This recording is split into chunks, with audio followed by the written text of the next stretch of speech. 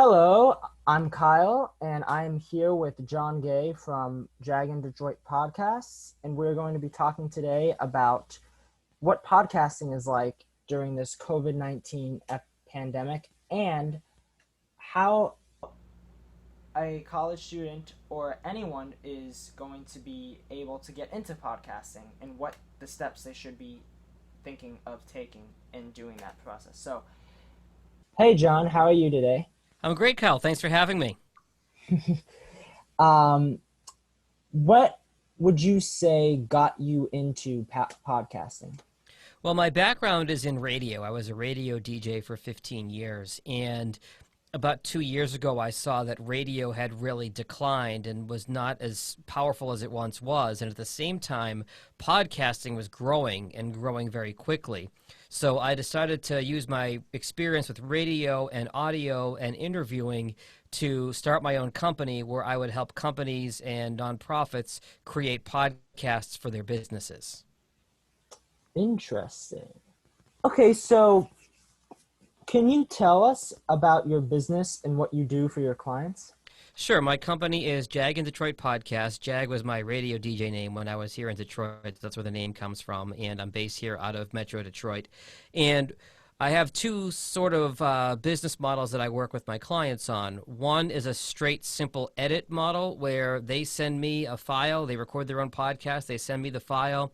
I clean it up, I edit it, I take out the ums and uhs and likes and you knows and make the volume consistent, add in any intro or outro and put it together, send it back to them.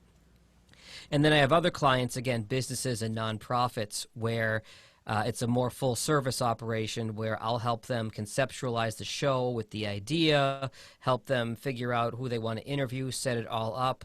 I will record the interviews for them, and then I'll edit it, put it all together, and then publish it online to the websites and to Spotify, Apple Podcasts, Google, etc.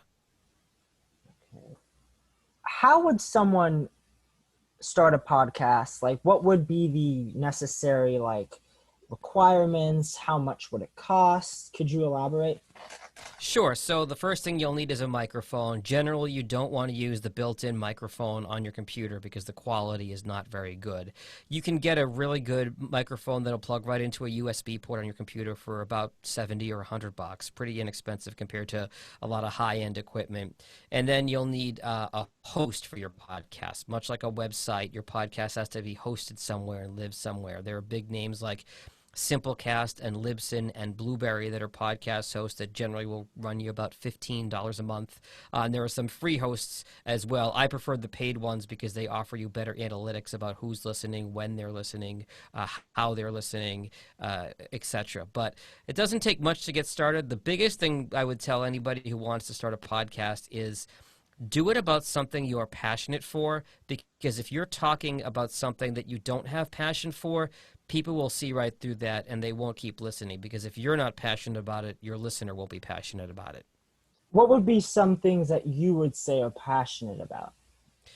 For me, anything related to good audio, anything related to the industry of podcasting, it really has become a second career for me.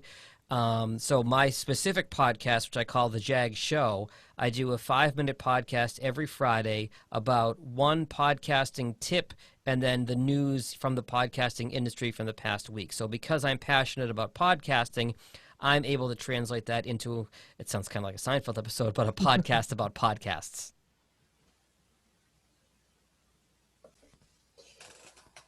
Okay, John, so how would you say that COVID-19 has affected the state of podcasting and how you may podcast? I've been very lucky in that I know a lot of folks have been affected adversely by the pandemic, but for me, because the technology has gotten to a point where remote recording can sound almost as good as if you're in the same room as a person. I'm in my basement studio right now, and I record almost every single one of my clients remotely from here in the house. I don't have to leave the house. They don't have to leave their home or office. I use a program called Squadcast, which is kind of like Zoom, except it's broadcast quality audio. Um, I think so for me it's been good, but for podcasting in general, um, we saw an initial dip in the beginning when people didn't have commutes and everybody was working from home and they weren't spending time in their cars on the way to work or on the way home listening to podcasts. People are getting up later because they don't have to get out the door in the morning. So listening shifted an hour or two later into the day on average.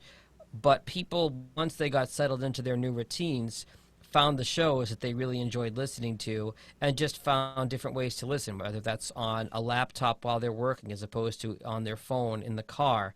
But people, but podcasting has come back in terms of listenership and also in terms of content creation because people are really have the ability to consume to create rather content from home now.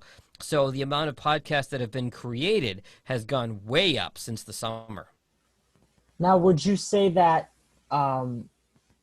any personal like people that you'd be speaking to in the actual like room, would that has that changed at all? Do you miss like a connection with like people actually in a room instead of remotely? I think a little bit because there's, as you know, there's no substitute for human, interaction face to face in the room. And I think a lot of folks have what they call Zoom fatigue. They're sick of staring at the Brady Bunch squares on their screen all day and watching and watching all their coworkers. I know my wife is on Google Hangouts calls almost all day long, and she gets tired of it. It is nice to have that in-person interaction. You kind of vibe with somebody when you're in the room with that interaction. But I think given where we are and given the fact that this pandemic isn't under control yet, I think there's been a lot of understanding of people having to do things virtually until we get to a point in the next year or so when we can go back to being in person. Okay, John. Well, what would you say are some like tips that you would give to people right now struggling during these times, during this COVID pandemic? Like, how would we stay sane? You'll probably laugh, but my best piece of advice for that, Kyle, is get a dog. But I never had dogs growing up. My wife is a big dog person, and we had a dog who we unfortunately lost at the beginning of 2020. But we were kind of home during COVID. It was the two of us. It's really quiet around here without the dog, and there's a lot of dogs that need homes, and the shelters aren't always super operational because of COVID. So we went out and we adopted a dog right around Easter or so.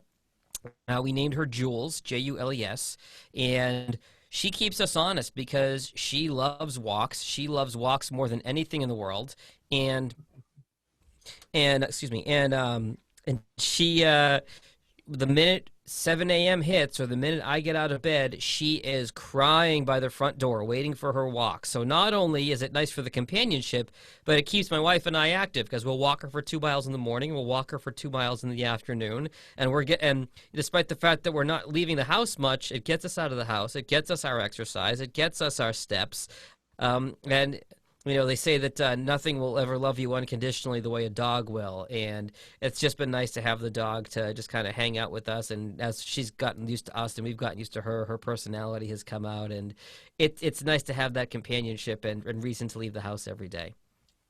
That's so nice to hear. Okay, well, I hope that a lot of people learned a lot during this pretty great interview. Thanks so much, John. Where would you say that people can find you? Not to like put a little plug in here, but I bet. Oh, I'll always take a plug. I'll always be happy to take advantage of a plug. You can find me on my website, which is jagindetroit.com, JAGINDETROIT, jagindetroit.com. Okay, thank you.